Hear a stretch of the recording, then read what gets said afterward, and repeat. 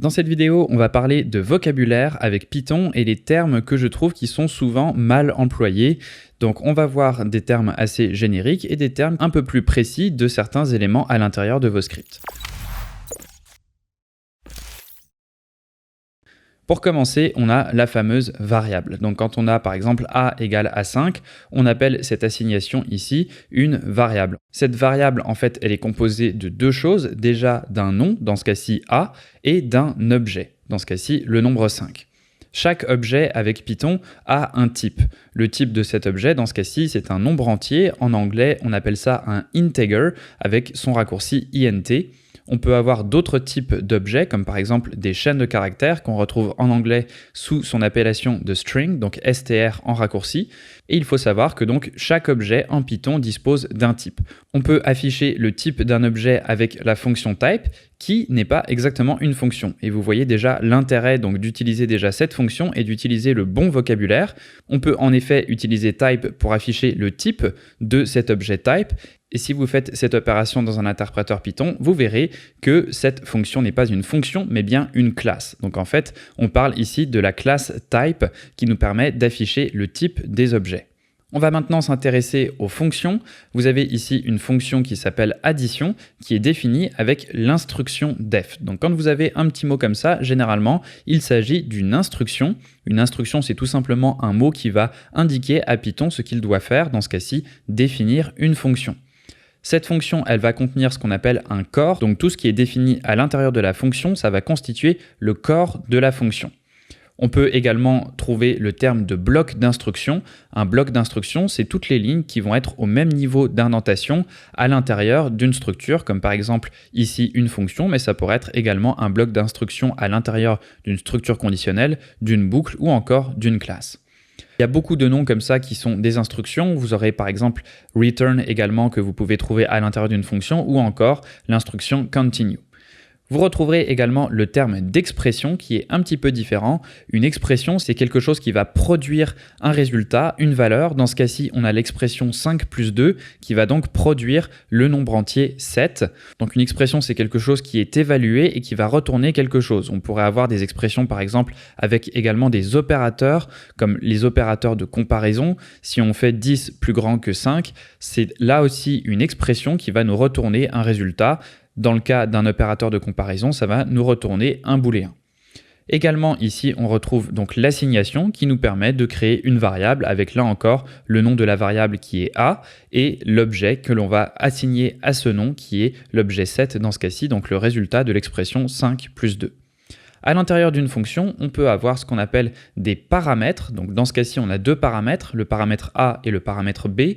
À ne pas confondre avec ce qu'on appelle les arguments. Je vois énormément de gens qui confondent ces deux termes. Les arguments, en fait, c'est ce qu'on envoie au paramètre. Donc dans ce cas-ci, on envoie le nombre 5 en argument au paramètre A et on envoie le nombre 10 en argument au paramètre B. Donc bien faire attention entre paramètres et arguments. Il y a beaucoup de gens qui utilisent ces termes de façon un peu interchangeable. À l'intérieur d'une fonction, on va pouvoir retrouver également ce qu'on appelle des annotations de type, qui sont une nouveauté de Python 3.5, qui permettent de spécifier le type des paramètres ou le type de la valeur retour de la fonction. À l'intérieur d'une fonction, on retrouvera également ce qu'on appelle une docstring, qui est la contraction de deux mots, documentation string, donc une chaîne de documentation. Ça vous rappelle peut-être quelque chose. Docstring, c'est le nom que j'ai choisi pour mon site sur lequel vous retrouverez toutes mes formations Python. Et ce n'est pas un hasard si je l'ai appelé comme ceci, puisque documentation string, donc docstring, c'est une chaîne qui va documenter votre code, qui va donc vous aider à savoir comment utiliser une fonction ou un module. Et c'est un peu le but de docstring, de vous aider dans votre apprentissage de Python. Donc on a ce terme de docstring que vous pouvez retrouver à différents endroits, dans ce cas-ci à l'intérieur d'une fonction. On va passer maintenant aux classes. Donc les classes, elles sont définies là encore avec une instruction, l'instruction classe. On va retrouver à l'intérieur de ces classes des fonctions avec des paramètres. Donc on retrouve par exemple ici trois paramètres, self, first name et last name. Et si vous avez bien écouté ce que j'ai dit, j'ai parlé de fonction. En fait, quand on a une fonction définie à l'intérieur d'une classe, on va parler de méthode. Donc c'est exactement la même chose qu'une fonction. Elle est définie de la même façon avec l'instruction def. Mais dans le cas d'une fonction qui est à l'intérieur d'une classe, on parle donc d'une méthode. À l'intérieur de cette méthode, on retrouve ce qu'on appelle des attributs d'instance. Dans ce cas-ci, ce sont des attributs d'instance car ils sont associés à self qui représente l'instance, et vous remarquez par la même occasion que cet attribut d'instance ressemble en tout point à une variable. Donc c'est pour ça que les termes sont importants, ils peuvent être également interchangeables. Dans ce cas-ci, l'attribut d'instance, on pourrait également parler de variable, ça ne serait pas très grave puisque self.lastName, ça représente effectivement une variable. On a une assignation avec d'un côté le nom, dans ce cas-ci self.lastName, et de l'autre côté une valeur qui va être associée à ce nom. Donc effectivement, on pourrait appeler ça une variable. Le nom exact, dans ce cas-ci, c'est un attribut d'instance puisque c'est un attribut qui va appartenir à une instance créée à partir de la classe. Vous allez retrouver également d'autres types d'attributs, par exemple les attributs de classe. Donc dans ce cas-ci, ça ressemble encore une fois à une variable et on pourrait également appeler ça donc une variable.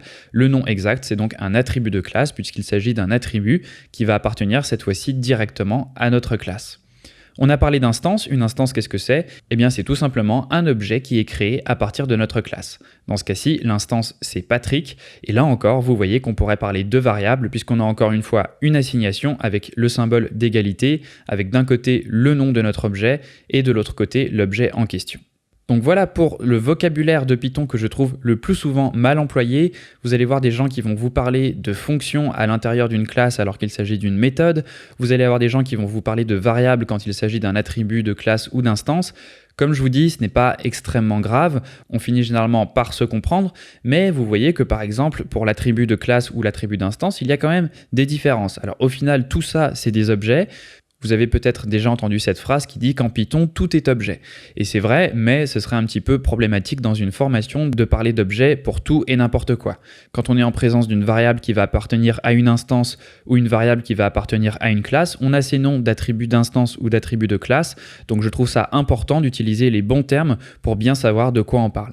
Pareil avec les paramètres et les arguments à l'intérieur des fonctions. Quand on parle de paramètres ou d'arguments, quand vous parlez avec vos collègues, je peux vous le confirmer, c'est du vécu. Si vous parlez de paramètres à la place d'arguments et vice-versa, il peut y avoir des malentendus. J'ai déjà eu moi-même une discussion avec un collègue au tout début de ma carrière où j'utilisais le terme d'argument alors que je parlais des paramètres de ma fonction et il y a eu un quiproquo, on ne s'est pas compris et au bout d'un moment, il a fini par comprendre que je parlais bien des paramètres que j'avais définis dans ma fonction et non pas des arguments que j'envoyais lors de l'appel de cette fonction. Donc voilà pour ces termes, n'hésitez pas à revoir cette vidéo, à bien les apprendre et à les utiliser vous-même lorsque vous parlez de votre code pour que tout le monde se comprenne bien et qu'on soit tous sur la même longueur d'onde.